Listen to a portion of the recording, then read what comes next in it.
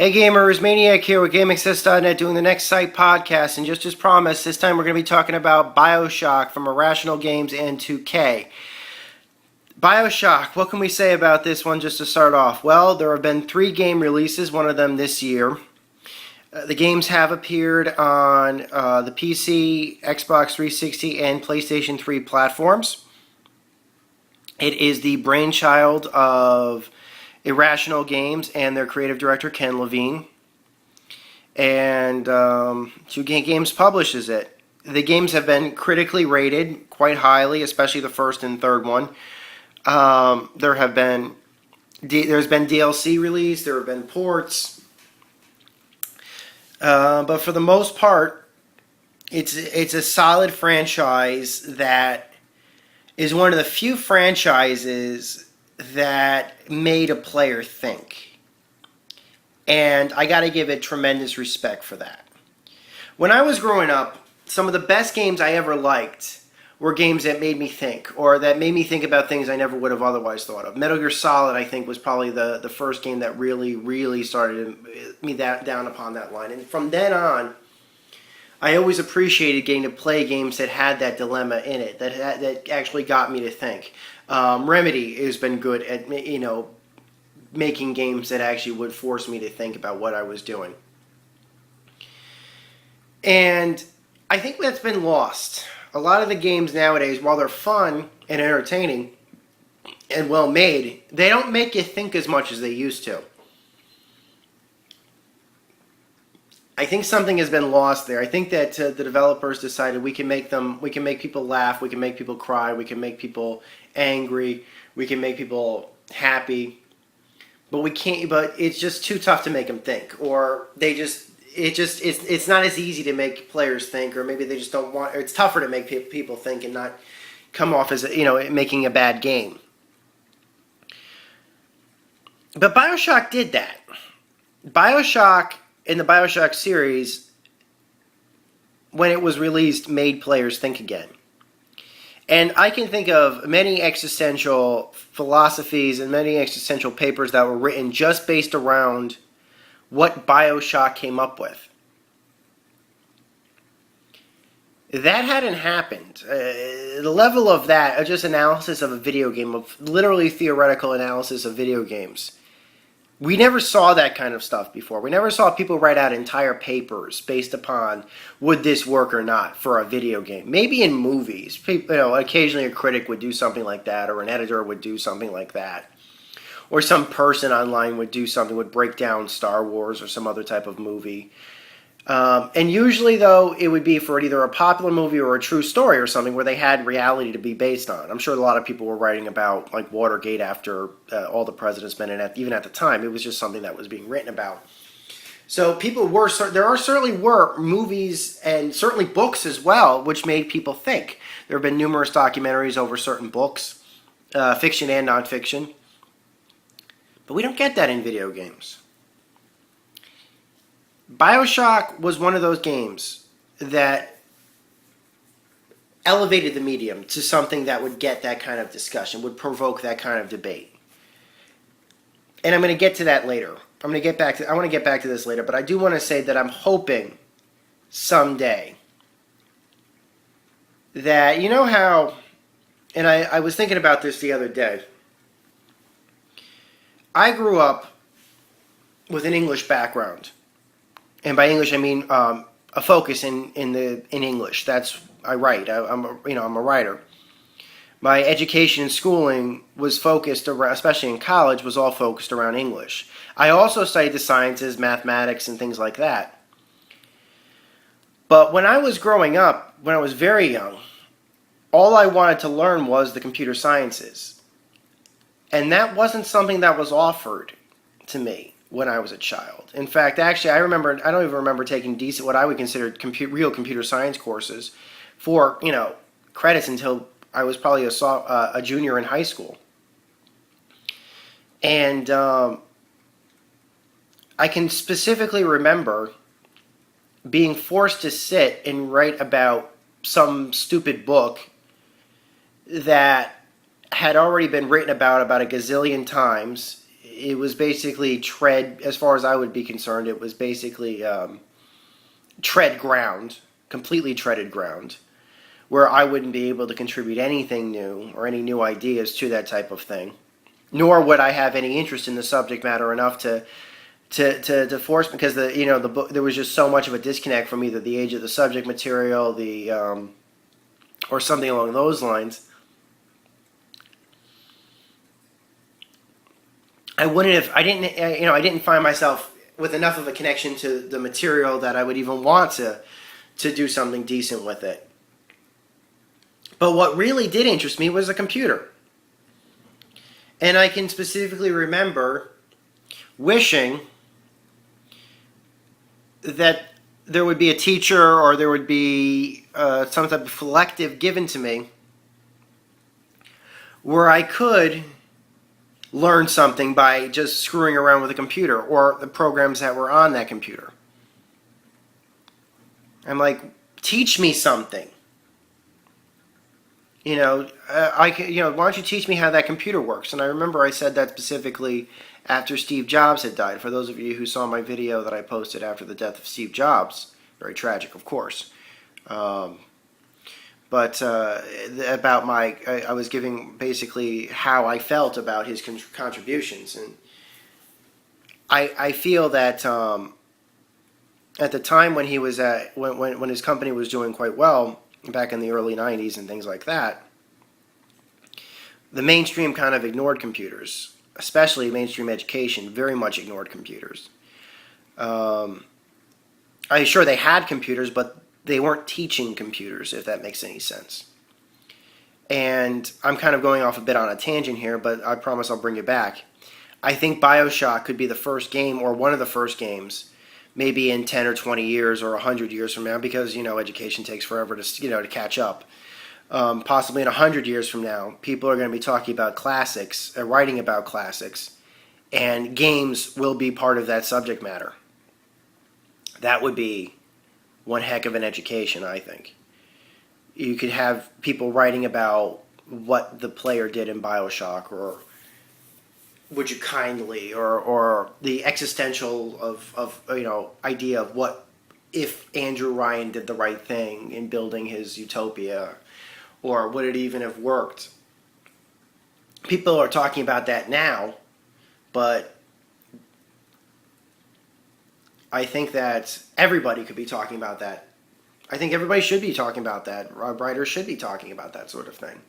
What better way to learn than from an interactive medium as opposed to a stagnant one like print?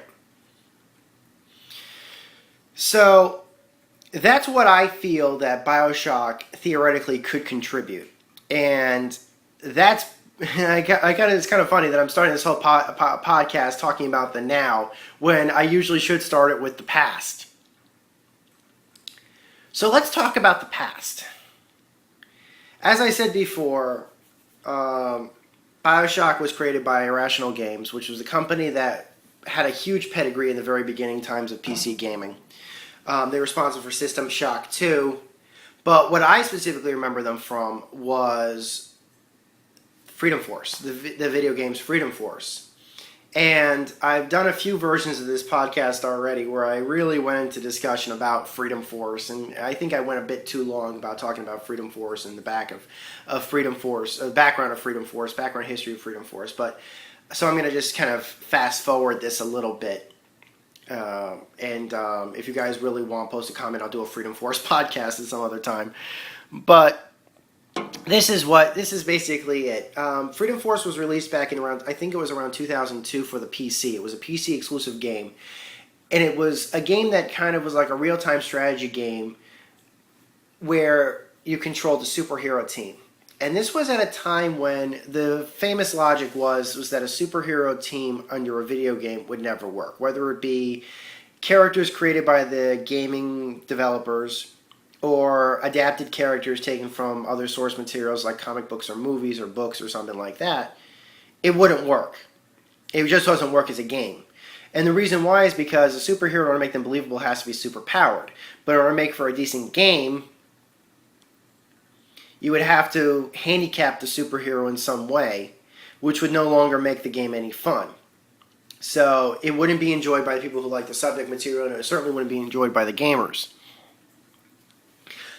And then Freedom Force came around, which basically came up with a whole new stretch, which was like an homage to all of the classic superheroes of like the Golden Age and things like that.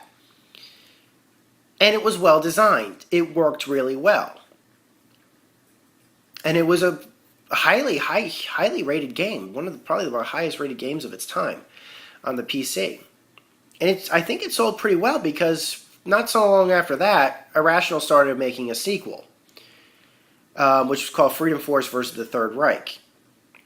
And they were adapting a different period of comic books. This was more of I think it was the Silver Age or the Bronze Age or something like that. And they were working with time travel, and they also were working with they wanted a very much World War II type art style and things like that, and World War II type villains. And I liked that. I thought that worked pretty well. The problem was, I don't think Freedom Force versus the Third Reich sold very well.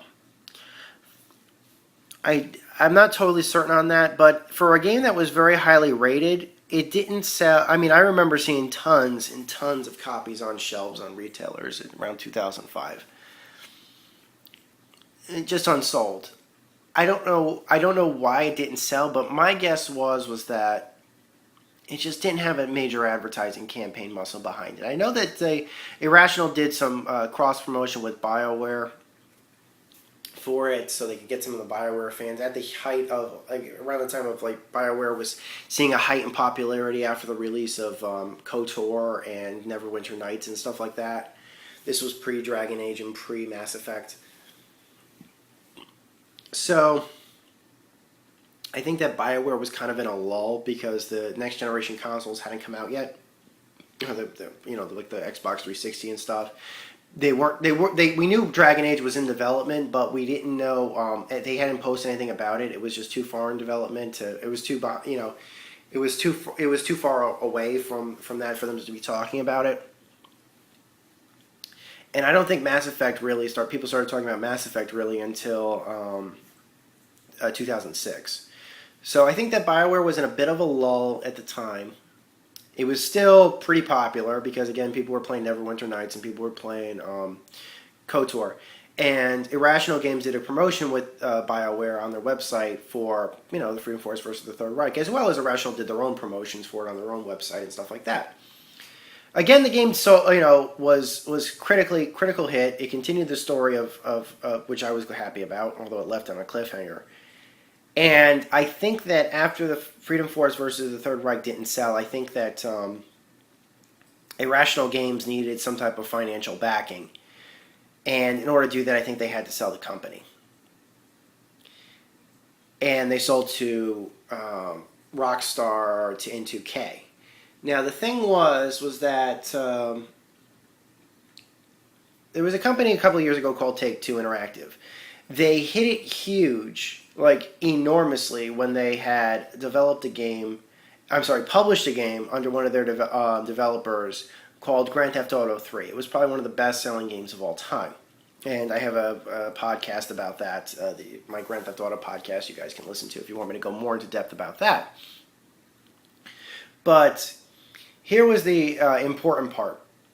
They had been very financially successful in that they were able to take other companies. They were able to buy other companies and things like that and publish more games. And I believe that the guys at Irrational thought that selling to 2K was probably going to be the best. And they had many offers, they said, was probably the one that would allow them to exercise the most of their creative freedom. And with this newfound parent owner, and creative freedom, I think that Ken Levine really wanted to go back to do something that he had been meaning to do for quite a while, which was make a new System Shock game. The problem was that System Shock, and the rights to System Shock, I'm fairly certain, belonged to Electronic Arts. And there was some problem with if they were going to do a System Shock 3, I think that was what the original designs were. that you couldn't really call you couldn't call it a System Shock 3, or it would have been too difficult for them to have made a system, to legally obtain the title for System Shock 3. So they decided to do something else. Whereas System Shock 2 was very futuristic and cyberpunk, by that point in time, this was around 2006 or so. I'm sorry, 2005, 2006. Cyberpunk had kind of unfortunately made it, spun out. After the Matrix sequels, really nobody was talking about cyberpunk anymore, unfortunately, and things were looking into something new, some other new type of, fantasy setting. The Sword and Sorcery was still around, but that had already been played out quite a bit. I think they wanted to do something new, and I think that steampunk, they kind of determined, well, if we're going to do a System Shock-esque game, but not do a System Shock game, let's do something different. Let's do a city underwater. And if we're going to do a city underwater, let's they did a lot of prototyping, and they did a lot of different things on PC and on the original Xbox they were talking about. And all different kinds of styles and all different types of gameplay styles. But I think that the theme of having a city underwater remained. They may have started with doing a futuristic type city underwater, like finding something underwater that was ahead of the time, like possibly used alien technology or futuristic alien technology and stuff like that. This might have been because of limitations where you had to have like contained corridors, because you would be like limited by like the original Xbox system specs and stuff like that. But when the focus shifted to doing like next generation consoles, which was again the Xbox 360 and the next generation PCs hardware, I think focus shifted, and they determined that the best art style that worked the best was an Art Deco type look with decorative columns and very steampunk-ish, a setting. That looked the best. That looked the best aesthetically. That played the best, and from that they adapted. They knew they wanted to take, current things from medicals and creating sympathetic characters and things like that. I think they always had the term of using using these things they wanted to have called like big daddies and little sisters, where they'd have little sisters that would be very sympathetic characters, and the big daddies would be their protectors. They had an original idea that they wanted to use these things called savants, which would be like the elites of the elites. And I use the term elite like in, I guess, like the smartest and the richest of the communities and things like that. But they would be brains in a jar. I think that they were also talking about the possibility of having like mutated characters, like human beings would be mutated either through some type of genetic engineering or possibly mutations from living into those, in those conditions. Like you become a mutant living under there after so long. But what they finally came up with was the savant term didn't work because it just wasn't fun to fight a brain in a jar. But the big daddies and the little sisters worked, so that stayed. And then they started thinking about, well, what kind of enemies are we going to have? And I think that when they realized that they were doing like a period 1930s piece, Ken Levine mentioned that he was looking very closely at images of after the First World War of people of like the early plastic surgery that people were getting. Like this was like the very first in how almost like the plastic surgery looked worse than it was pretty horrible. Plastic surgery was around back then, but it was just so new that people that had plastic surgery looked pretty bad still. But he was heavily inspired by, well, what would happen if people with that type of technology, with that kind of money and resources, really used plastic surgery constantly? What would that mean? What would these kind of people look like? And then I think that's where the idea from the splicers came in.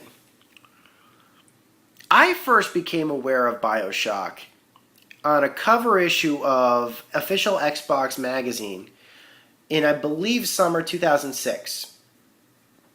I think that was the first time I become aware of it. They had not released any video yet of it. No screenshots were released online of it yet. Official Xbox magazine was like the only place that you could read and see images of it. I don't know what made me pick it. I don't know. I was very much into reading official Xbox magazine at the time. I think it was after they did that Prey article. I found myself picking up the magazine a lot, and I really liked the Bioshock cover story on that particular magazine. And they detailed like the entire start of the game, where you'd have it would be a start with a plane crash, and you'd find a lighthouse, and the lighthouse would have a hidden submersible in it, and you'd use that to take you under the sea, in the ocean. It would show you a film strip, and it described a very important, a very just imaginative opening. Like one of the most, really like an imaginative type opening for a video game that I hadn't seen in quite a long time. And I'm like, wow, this is. I already had an Xbox 360 at the time. And in fact, actually, I think the heavy game that I was interested in that had just come out to play it was probably the first Dead Rising game. And but I don't know. I was reading that thing because I was taking a trip down to Florida at the time, and I remembered I was reading that pretty much all the way down, when I was taking the trip. And it was that article. So I was like really interested. I'm like, wow, when this game, when people start talking more about this game, when it starts coming out, I should really consider picking this up. And sure enough, time progressed. And I think that probably the first exposure most players had to Bioshock was when Irrational and Microsoft released the Hunting the Big Daddy video.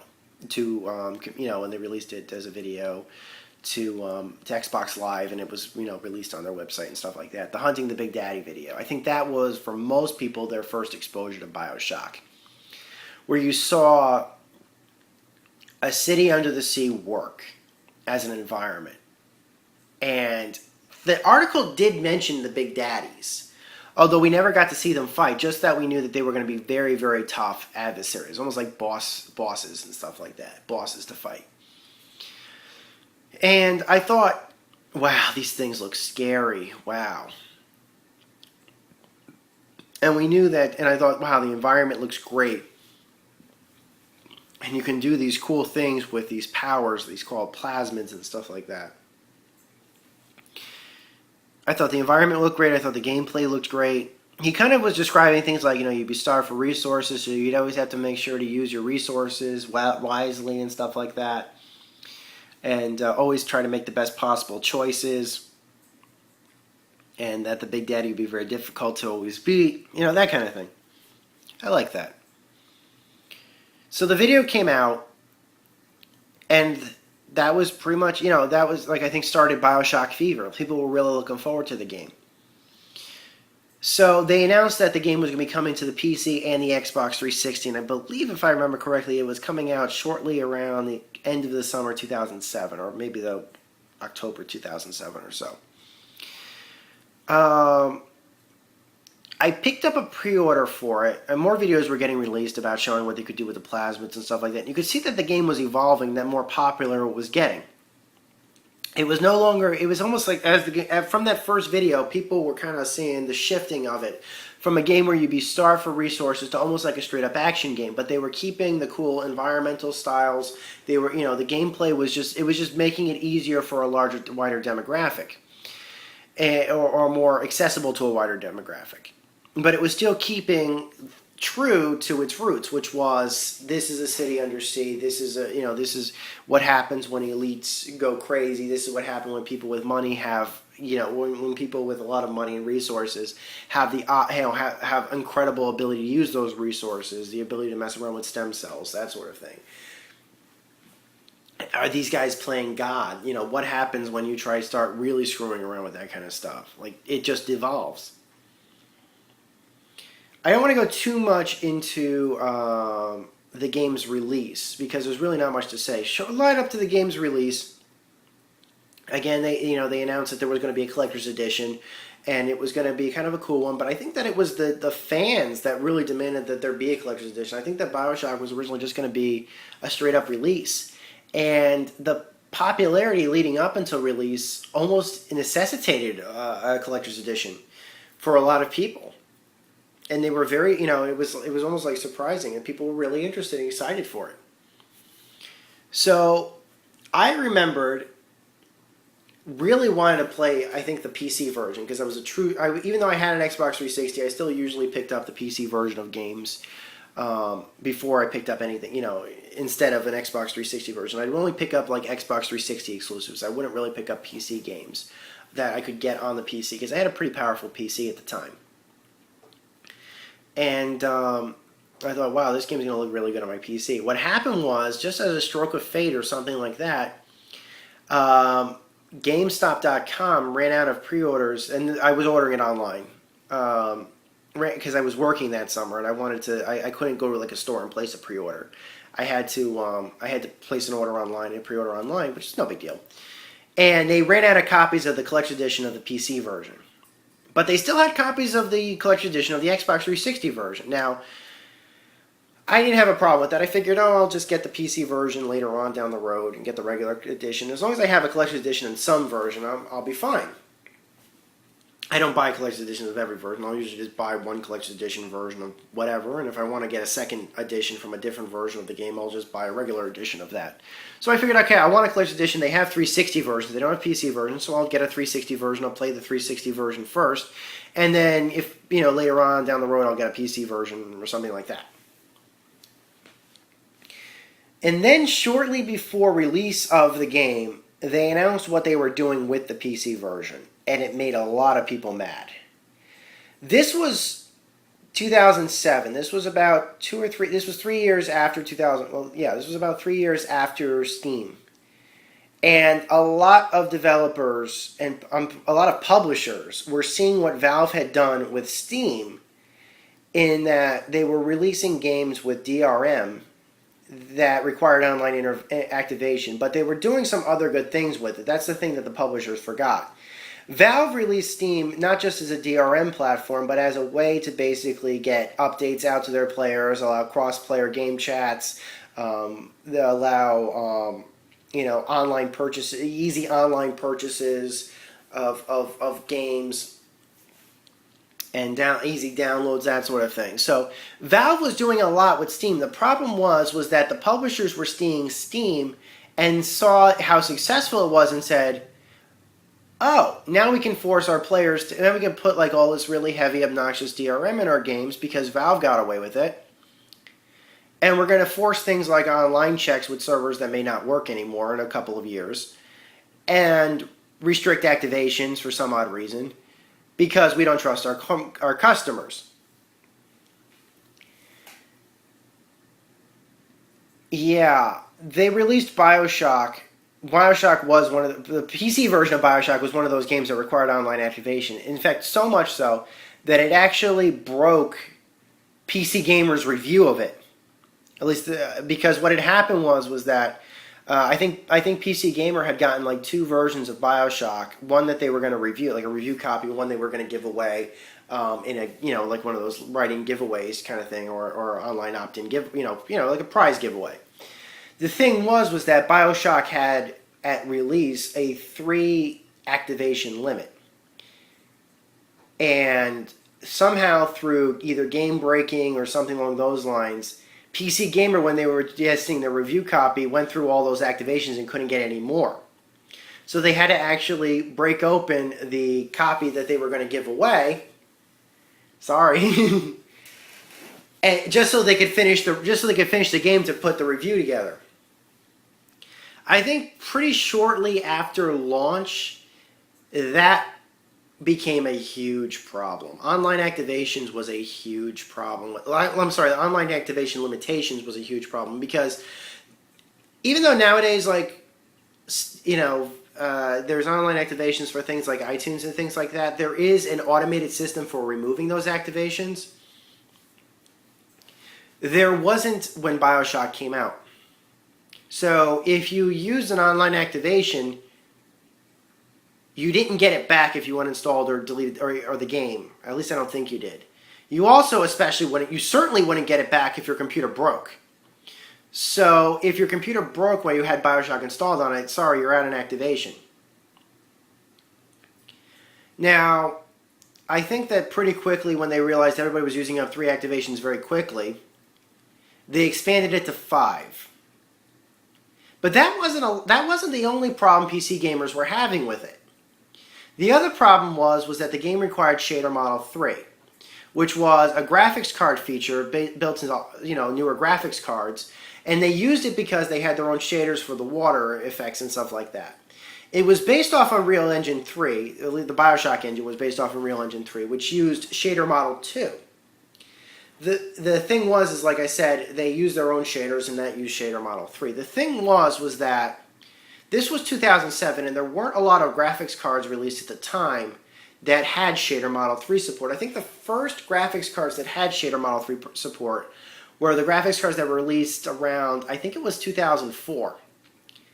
NVIDIA released, when they were doing, I think it was the 6800 cards or something like that, the first line of graphics cards that had Shader Model 3 support. So but the thing was that ATI, when they released their competitive graphics card that generation, I forget what it was called, did not have Shader Model 3 in those cards, and they were charging the exact same amount at the exact same time than what NVIDIA was releasing. So you had a lot of ATI fanboys, or I'll use the term enthusiasts, you had a lot of ATI enthusiasts who chose to buy their graphics cards and pay the same amount that NVIDIA charged for a graphics card that didn't have Shader Model 3, who couldn't play Bioshock. And they were furious, and they blamed 2K, even though they should have been blaming ATI. I don't know about that was actually the bigger controversy for the Bioshock PC release than the online activations were. If I remember at the time, the online activations were not as much of a problem because, for the most part, if you just installed the game once, you didn't have a problem. The online activation servers did work.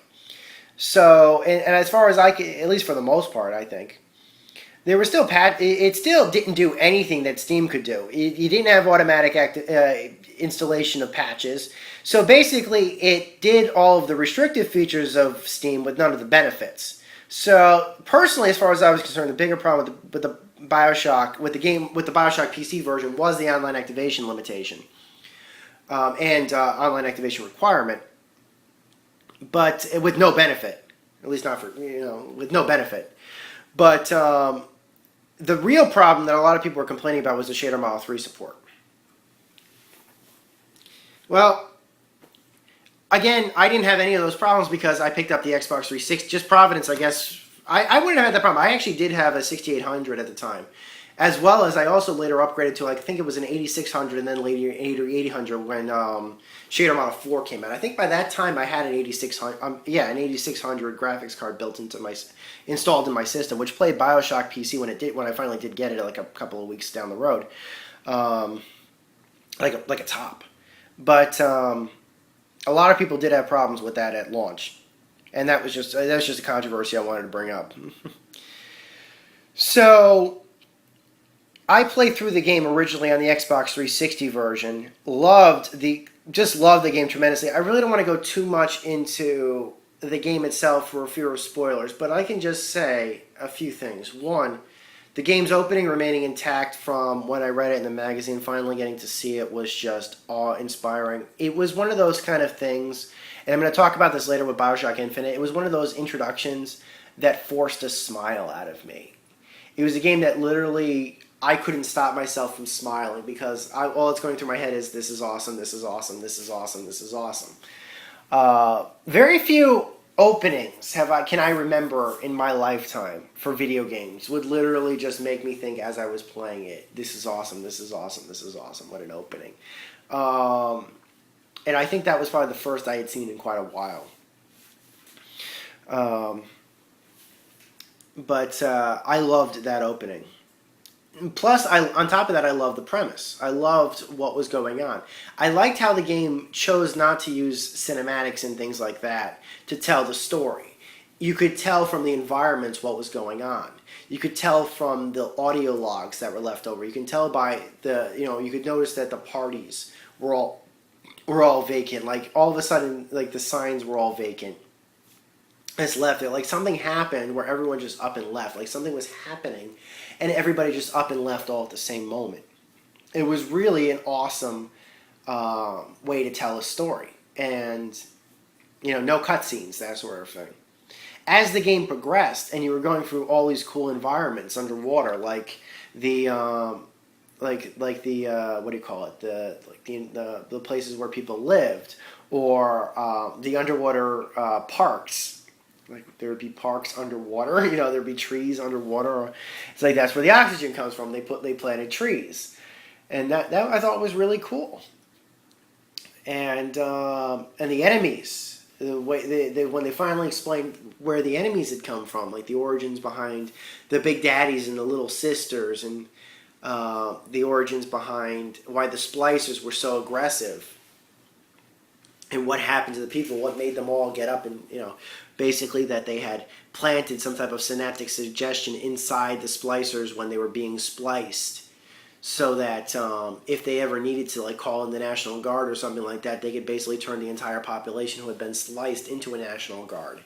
The only problem was they all went, they decided that National Guard was going after you. And the point of the Big Daddy, because they realized that the little sisters needed some type of bodyguard, because anybody off the street would be trying to attack a little sister for her resources and things like that. Crazy awesome.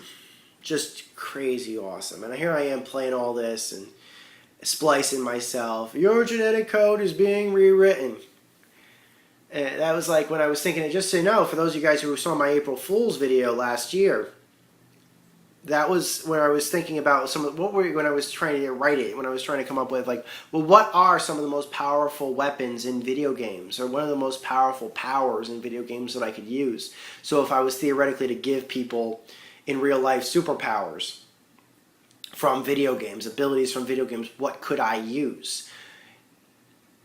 The Bioshock plasmids, the superpowers from plasmids that was one of my, that was to me one of those perfect ideas.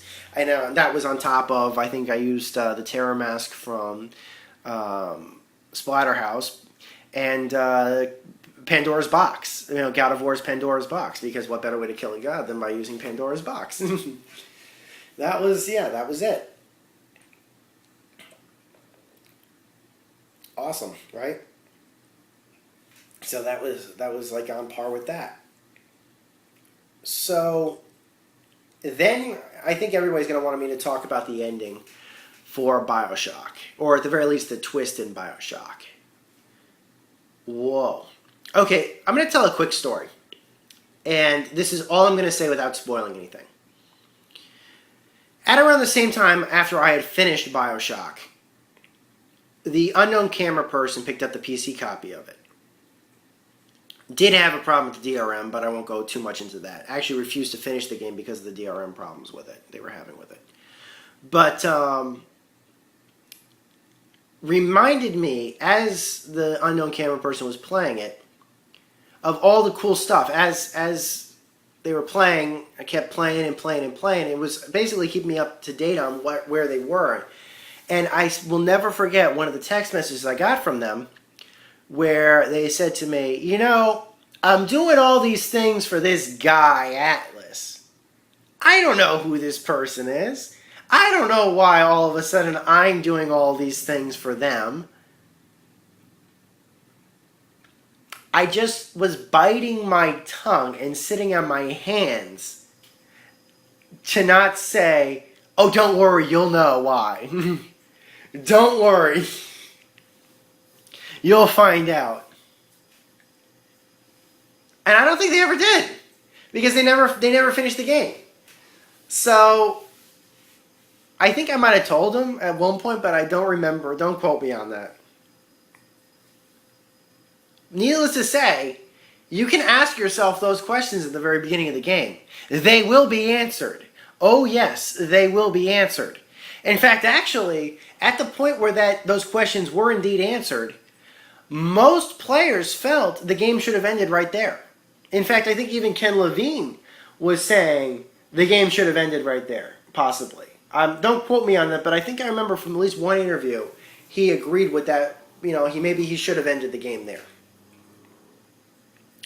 I don't know if I agree with that, because basically kind of people argued that the level or two after that part of the game weren't as good as the levels leading up to that. But I honestly think that you basically, like with anything, the second act is better than the third act. It happens. Everybody likes the second act in a 3-act play. It happens. I felt Bioshock had it ended at that part, would have made me kind of mad, in the same way that I think that Halo 2's ending made a lot of people mad.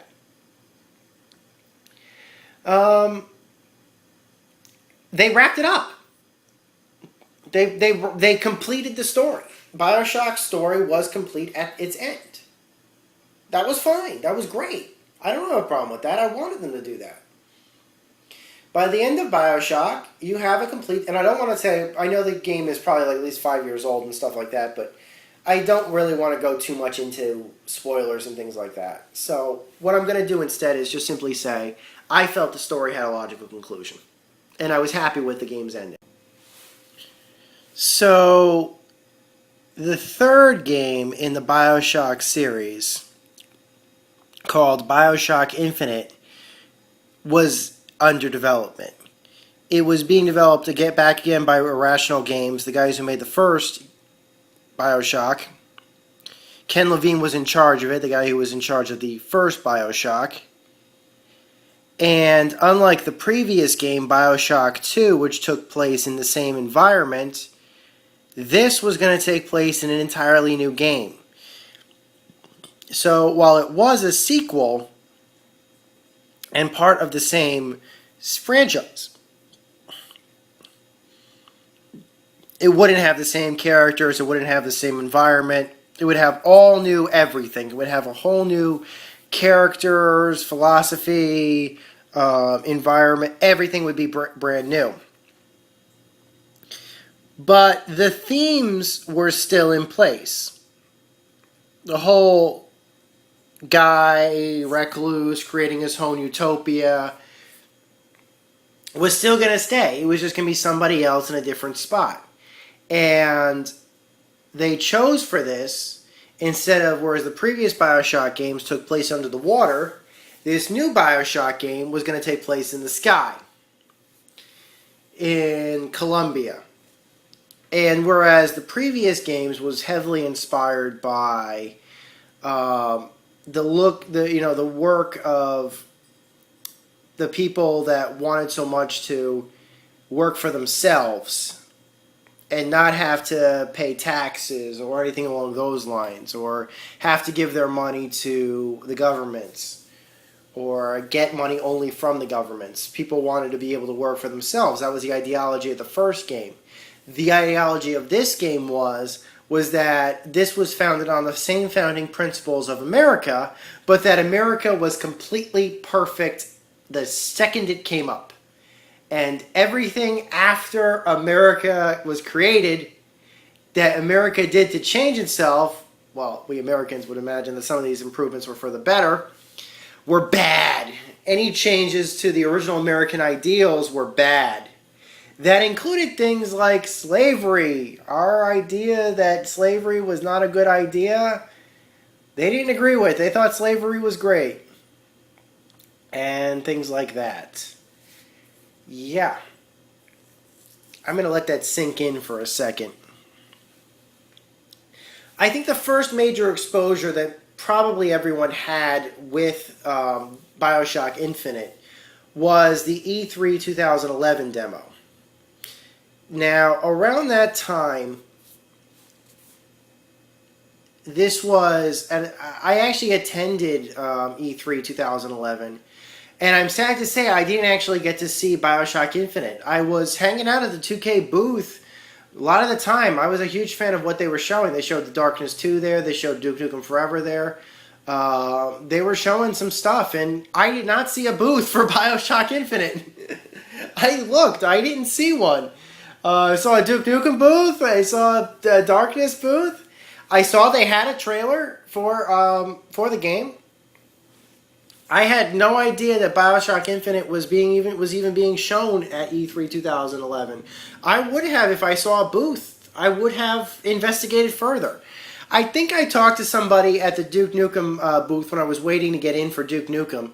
I think I talked to somebody who had seen it. I think it was probably only showing by appointment only. They didn't have a booth up. Again, they had a trailer, but they didn't have a booth up for E3 2011. So, yeah. Don't know how I feel about that, but I figure if you're going to show at E3, have a booth. And if you're only going to show to certain individuals and things like that, then make yourself available. Make yourself available for appointment and things like that. I don't have, I got in I was emailed, like, for example, when Skyrim was showing at E3 2011, that was appointment only, but I received emails from the publisher saying, I just want you guys to know that everybody at E3, please make an appointment with us. We're fine with it. We'll show you Skyrim. You'll be able to play PAX or Prey Prey 2 or something like that.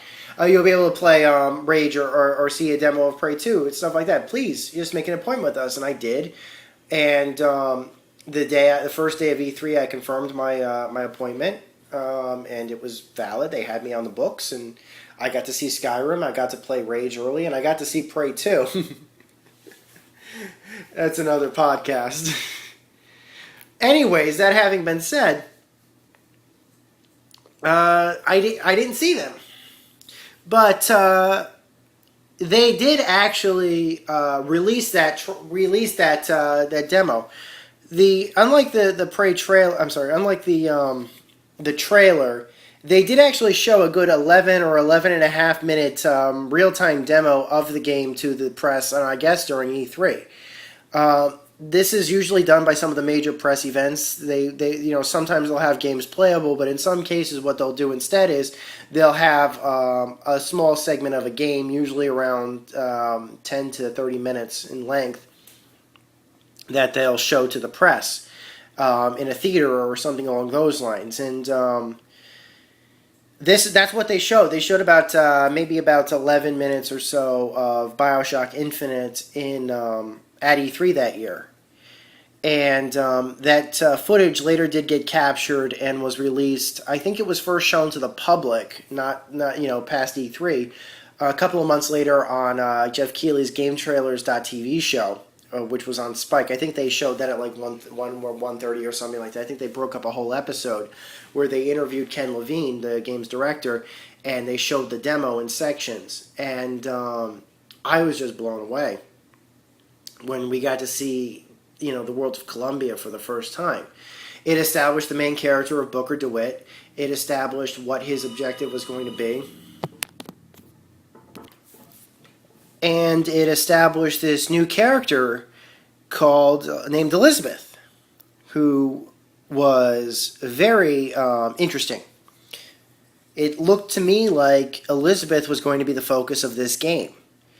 And that seemed quite interesting.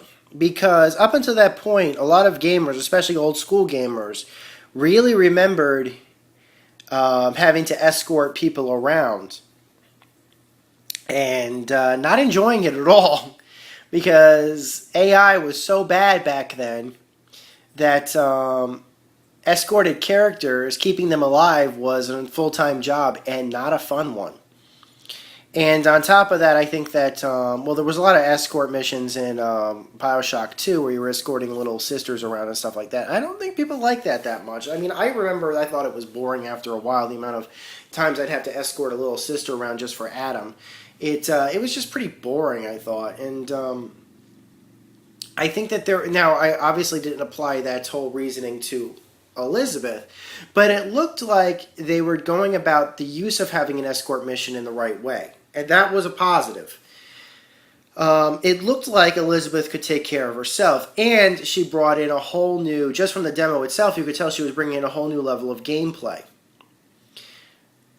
We could see that she not only was adorable, she not only had a personality all over her. She wasn't some cookie cutter character. She was a cute, endearing individual who could interact with the environment and make jokes and and talk with you and provide exposition, receive exposition, and things like that. But that she was going to that the focus of the game was going to be on her.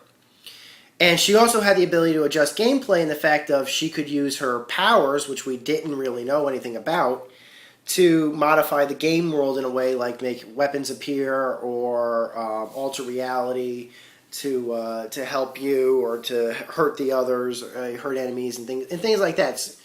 And then at the very end, it showed the skyhook mechanic, which was a tram system because of course if you're a city in the sky, you've got to have air travel on rail. You can't really have air travel on the or rail travel on the grounds because there's not enough ground going around. And it showed that you could use those rails to fight, which is kind of interesting.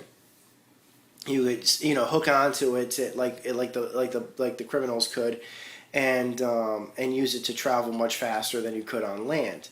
It almost looked like a bit of a roller coaster. Like the environments would be really big and things like that, or as a large. It basically made it look like, large environments could be traversed very quickly with these things, or large distances could be traveled very quickly with the help of the skyhook. And you could use it as a help you could use it to attack when you're on a rail. You could jump down and hurt them and hurt enemies and things like that. So there was a lot of stuff that it was bringing to the table. To say nothing of just a new environment, but the skyhook mechanics, how Elizabeth figured into this, who Booker DeWitt is, and what his history is, and just a whole bunch of cool stuff. It looked interesting from a lot of respects. The problem was after that, the game kind of went dark. It, I believe, originally had it had a 2012 release date, tentatively, but the game was taking a while. And I don't think I remembered it having a showing in E3 2012. I don't think they showed anything, and people were really worried about that. It's like, well, if the game isn't showing at E3, does that mean that the game is dead? If the game is defunct or something like that? What does this mean? And no, it was just they were really tough. They were into development, and I guess they just didn't have the time to make the release dates to do an E3 demo. And I understand that there was some. E3 is a major driving force for having games being shown and getting stuff ready for the event and things like that. It's the best possible, it's because it's so big and because it's so heavily traveled by all the major press in the gaming industry, and it's universally known by the gamers nowadays. It's made a pretty big name for itself for the last 13 years now. It's just the time spent to it's time for a developer to show something, to create something specifically for the show, is time taken away from making the game. And in the case of that, I think that was the problem. They just didn't have the time to make a demo and still make their deadlines. So I'm going to fast forward a little bit, but I think that what happened after that was I think that there was supposed to be a Bioshock Infinite showing at Penny Arcade Expo East 2012. In fact, actually, there were promotional hats and stuff like that being given out. And Ken Levine was in attendance, although I couldn't get into that panel. I don't know if they had a chance to show anything, but they did pass out posters and stuff like that. But there was no demo. There wasn't a demo available for the game. You couldn't play it and you couldn't see it played, at least as far as I know, on the show floor. I didn't see a Bioshock Infinite showing or a booth or something like that. Plenty of other booths. They had Borderlands 2 being shown. They had Max Payne 3 was being shown. It wasn't out yet. They had Lollipop Chainsaw being shown. So there were booths. There were plenty of booths and plenty of stuff getting shown. Assassin's Creed 3 was being shown. Far Cry 3 was being shown. But nothing that was... I don't think there was I don't think Bioshock Infinite had an actual booth or showing. So the game finally came out in March. It was the last game to cap off 2 months of just incredible amounts of game releases. It was the last game that I played of that 2 month span. Before that, I had played through Metal Gear Rising, Dead Space 3. Oh gosh, it's just there were like at least 6 major games that were coming out alone. Luigi's Mansion 2 had come out. Gosh, what else? There was God of War, Ascension. Just so many games were coming out that I was, by the time it came out, it was burnt out. I had to have like an extra week or something just to sit. But I finally did play through it, and I thought the game was phenomenal. The introduction of that game alone harkened back in so many positive ways to the original introduction of Bioshock. To me, Bioshock Infinite felt like the sequel to Bioshock. It felt more like Bioshock 2 than Bioshock 2 did. And I know that that's kind of weird to say because the game environment was changed, the characters were changed, but the spirit was identical. The spirit of Bioshock Infinite, the spirit of Bioshock was so strong in Bioshock Infinite, it felt like Bioshock 2. And I think that was probably because it was the same creative team that made Bioshock Infinite that made the original Bioshock. I don't know. I loved Bioshock Infinite. It was probably one of my favorite games of this year so far. Remember how I said earlier in the podcast that I couldn't help but smile when we were traveling down into Rapture for the first time? When I got into that lighthouse at the beginning of Bioshock Infinite, and something happened, and we're transported to Columbia, I was once again just swept away. I couldn't stop my smile when I saw Columbia for the first time. When I started walking through the streets of Columbia in peacetime, I couldn't stop. That whole first 40 minutes of footage of gameplay of Bioshock where you're just exploring Columbia for the first time. No enemies, nothing like that. You're just seeing the environment. That was something we never got in Bioshock or Bioshock 2. To see the city at peacetime. And you got to see just how the city worked under in perfect conditions. And then that dark twist at the end of that opening, which shatters all the optimism, which I will not go into because of spoilers. But then there's something that just happens at the very end of that introduction that's so dark and so twisted and so horrible. And then from there, that's like the catalyst, the fire, the ignition spark for the start of the game. And I gotta say, I was priding myself very much on being able to keep track of the game's story and being able to keep track of everything that was going on. The objective was pretty simple: find Elizabeth, protect Elizabeth, bring her to safety. That was great. That was fantastic. And then you met all these odd characters, like the villain Comstock, and you were hearing about Lady Comstock, and from what you were hearing from Elizabeth, and from what you were hearing about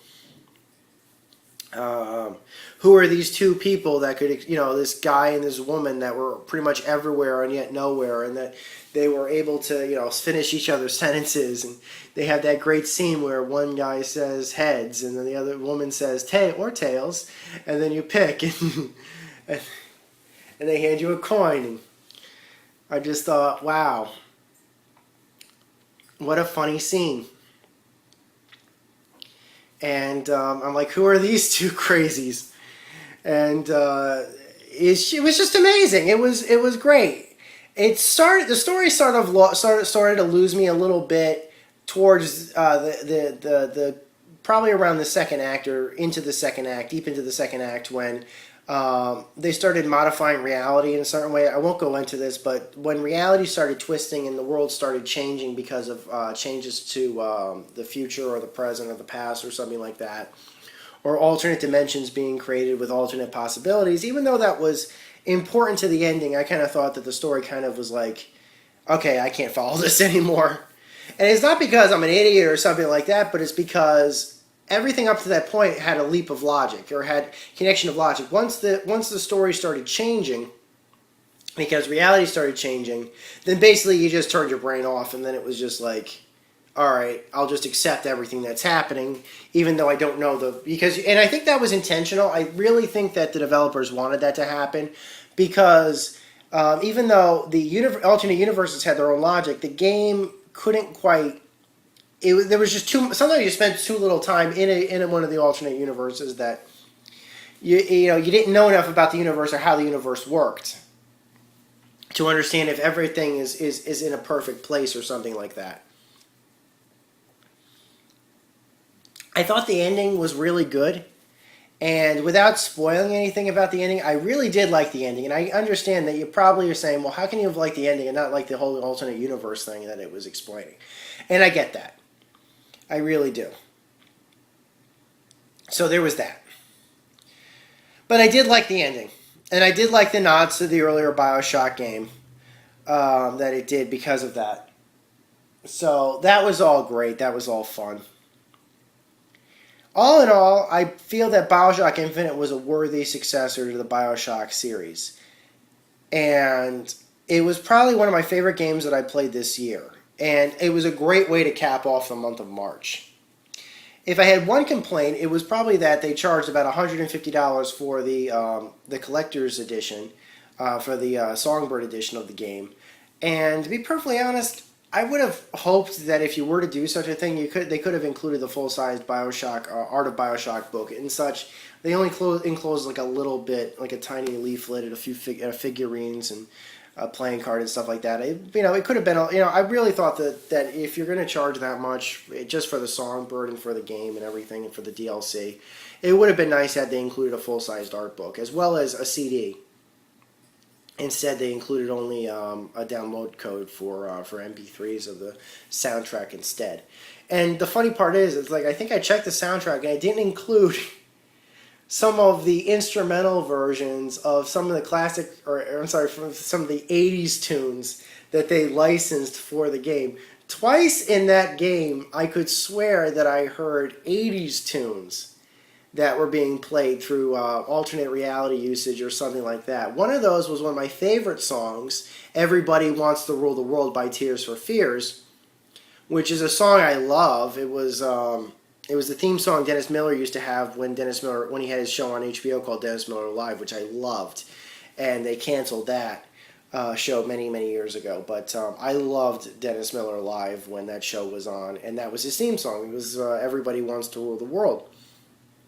And then I could swear that there's a scene where Elizabeth is just kind of playing around for the first time, and you can hear an instrumental version of the song Girls Just Want to Have Fun in the background. It's just my opinion, but I could swear I think that was intentional, because I think that they used a version of Girls Just Want to Have Fun. So that's it, guys. Again, I kind of want to go more into Bioshock Infinite, but I really can't because I have like a no spoiler policy on this video. But I know that there were some people that were probably mad that the scenes that appeared in the E3 2011 demo did not appear in the final version of the game. I don't really have a problem with that because I think that they were kind of squeezing a lot of different things that happened. I mean, those things that did happen in the demo were pretty much sprinkled throughout the game itself. So I think that they wanted to adapt certain portions from all over the game to show different segments in one, over just a course of, 11 minutes or something like that. So I understand that. I didn't really have a problem with it because even though the scenes didn't appear, they still did, they still kind of did in their own way. So I really liked it. I usually wrap these podcasts up with a discussion on where do I think the series is going after this. Well, we know DLC is coming for Bioshock Infinite, although it hasn't yet. They're basically taking season passes for Bioshock Infinite, but here's the thing, and I've noticed this about a lot of games, especially games that have been out in the last couple of months. They're asking for season passes, but not actually having any DLC available. What's the point of a season pass if DLC is not available? In fact, in some cases, there are season passes out for games that have been out for a while that have had no DLC releases. So you're paying $20 for DLC that hasn't come yet. It used to be that if you got a season pass or something like that, like for example, if you bought a DLC pass for LA Noire, for example, you'd get all the DLC included at a reduced rate, but the DLC was already out. So you basically get DLC that was already out at a reduced rate. That's a good deal. But there's no point in selling a season pass for content that doesn't exist yet. What happens if that content never comes out? Am I out the money? I just don't trust that. But they said that the content is coming. There's no multiplayer in Bioshock Infinite, which means that if there is season pass content, then it's going to be for probably extra single player expansion or something like that. But Irrational Games hasn't talked about any of that. I haven't seen any talk online of single player expansions or something like that for it. I mean, I hope it's coming, but Bioshock Infinite's a complete story. There's really no reason to tell an after story or something like that, or to do, it's like, even if I was to consider, and I'm sure I'll be wrong about this or something like that, but it just felt like Bioshock Infinite's story was complete. There was no reason for DLC or for an expansion pack. If you want to do another story with another character or something like that, that's fine too. You could probably get away with doing that. But unlike Dead Space 3's, which definitely had a cliffhanger ending and that led into the DLC, it just felt to me like Bioshock Infinite's ending was complete, finished. So there was also talk around the time of the Sony PlayStation Vita announcement, back when it was called the NGP, the Next Generation Portable, that there was going to be a Bioshock game released for the Vita. And that it was going to be a Columbia-type Bioshock game as opposed to a Rapture-type Bioshock game. But we haven't seen or heard anything from that in a while. And the Vita has been having a very, very, very difficult lifespan. It's got a very high price point and not a lot of games for it that are, and there were some publishers that are pretty much done with it. So it's be kind of interesting to see just what Sony does, or if that game does in fact come to the Vita. It might be a Vita system seller, I don't know. But it's a pretty expensive piece of hardware. And if there is a Bioshock game, and it doesn't have a huge installation base, and it'd be interesting to see if that Bioshock game is still in development, it probably will be a big system seller when it gets released. Or if it gets released. So, other than that, we haven't heard anything. There's been no announcements of any sequels for Bioshock Infinite. And like I said, the Bioshock Vita game was only just simply announced. We've not seen or heard from anything of it. In fact, I don't even think it was in development until I don't even think it was in development when it was mentioned, when it was brought up, when it was announced. I don't think that they had it in development yet. But there you have it, guys. We're probably going to see some eventual DLC release for Bioshock Infinite. But for right now, there's been nothing announced, but it's probably coming. It would be interesting to see Bioshock or a new type of Bioshock game for the next generation consoles. I don't like calling them next generation consoles because I always considered the Xbox 360, the PlayStation 3, and the Wii to be the next generation consoles. That's what they were called.